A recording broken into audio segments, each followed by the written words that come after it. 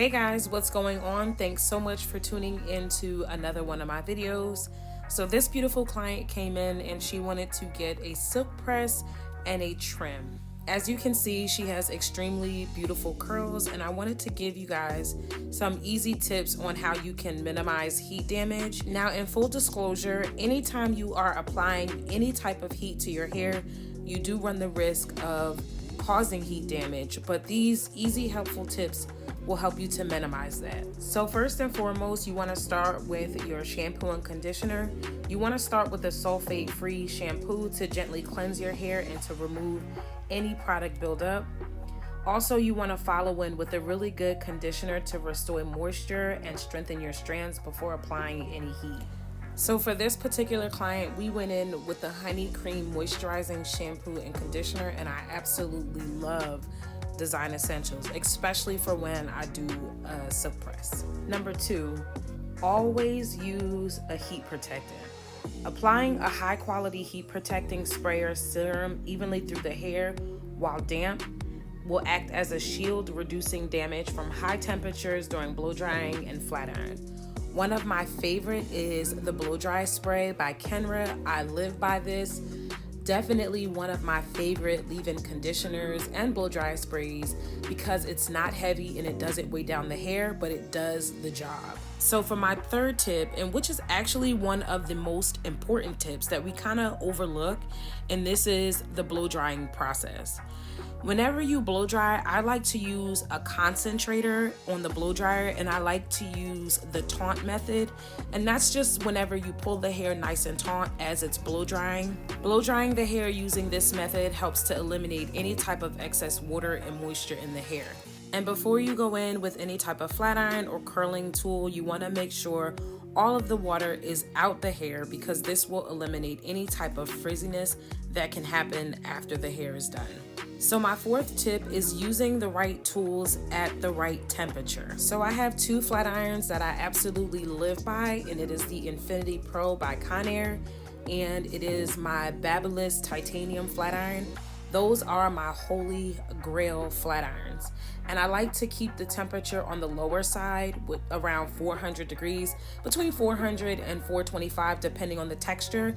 But if it is a 4C girly, I like to bump it up to 450. Now with this, using the flat iron, you want to always only use one pass.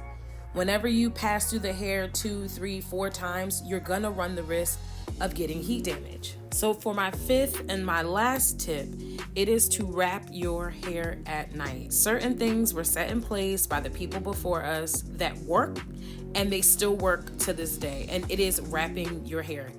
And whenever you wrap your hair in a circle, it helps to keep your hair nice and straight and in place.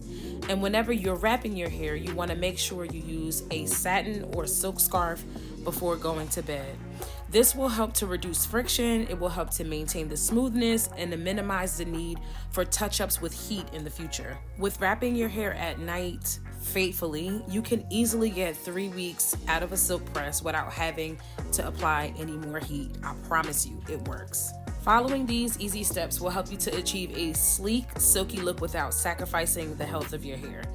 But enough rambling. I hope you guys found these tips very informative and can help you with your straight natural hair journey. But if you like this video, please make sure you like, comment down below any questions or concerns you may have, and share this video with someone who you may think will also find it interesting. And don't forget to subscribe.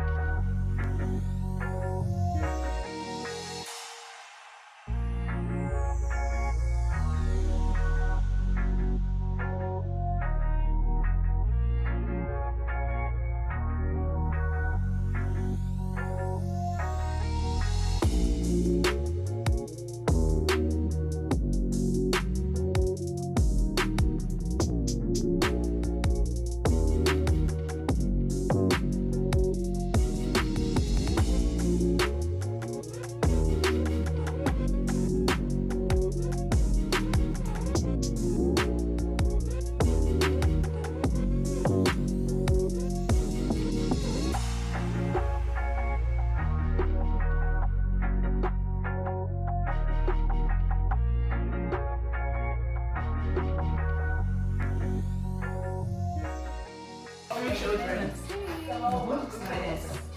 Good? Yeah, I love it. I like how you The feathers in the front. Yeah. So pretty. Thank you, darling.